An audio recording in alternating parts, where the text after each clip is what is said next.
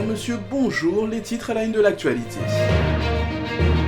Sécurité à Jacmel, 14 individus armés, une saisie d'armes et l'immobilisation de véhicules.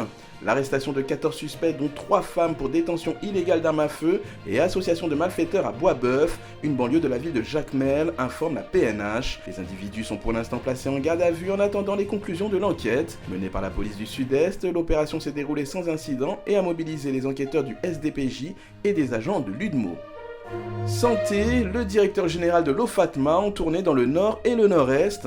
À peine installé, le directeur général de l'OFATMA, le Dr Carl François, a réalisé une mission d'évaluation dans les départements du Nord et du Nord-Est afin de s'enquérir des nombreux défis auxquels est confronté l'OFATMA. Selon une note de presse, cette mission sensiblement différente de la précédente réalisée dans le Nord-Ouest avait pour objectif de recadrer le fonctionnement administratif de l'OFATMA et d'apporter des solutions viables devant améliorer la prise en charge des assurés auprès des prestataires de services. Justice, Garcia Delva déclaré innocent dans le dossier du kidnapping de Jean-Ny Michel. Selon une ordonnance du juge Merlan Bellabre, en date du 27 décembre 2021, le sénateur Garcia Delva est déclaré innocent dans le dossier de l'enlèvement suivi de séquestration de Jean-Ny Noël, fait qui remonte à 2019.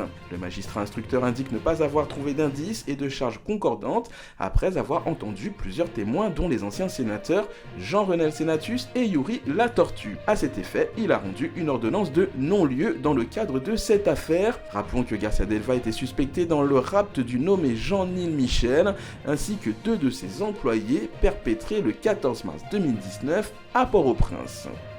En sport, Haïti écrase les îles Vierges britanniques par 21 buts à 0. La sélection haïtienne de football a effacé ce week-end les îles Vierges britanniques 21 à 0. C'est le 3e match des jeunes grenadières dans ce tournoi qui compte pour la première phase qualificative du mondial 2023. En première mi-temps, Haïti avait déjà 11 buts d'avance sur son adversaire. Au retour des vestiaires, la sélection a marqué 10 fois, portant le score à 21 à 0. Avec ce résultat, Haïti prend la tête du classement dans le groupe E avec 9 points. À présent, ouvrons notre page internationale. Politique, Emmanuel Macron et Marine Le Pen qualifiés pour le second tour. Emmanuel Macron à 27,84% et Marine Le Pen 23,15%. Les résultats définitifs sont tombés. Ils seront opposés dimanche 24 avril pour un second tour, alors que Jean-Luc Mélenchon arrive juste derrière et que les partis historiques, le Parti Socialiste et les Républicains sont laminés. L'abstention a été l'une des plus élevées de l'histoire de la Ve République. Les sondages annonçaient invariablement depuis de longs mois le président sortant qui est arrivé largement en tête de ce premier tour. Quant à Marine Le Pen, elle a savouré sa 2e place en appelant tous ceux qui n'ont pas voté pour Emmanuel Macron à l'élire le 24 avril pour porter un projet de justice sociale et de protection. Avec 23,40% des voix, la candidate du Rassemblement national se paye le luxe de faire mieux qu'en 2017 alors qu'elle était cette année concurrencée par Éric Zemmour. À présent, passons à l'actualité culturelle. Retour du Sumfest, le festival annonce la date des festivités. L'état d'urgence avait obligé le comité organisateur à reporter l'édition 2021 pour le plus grand regret des festivaliers.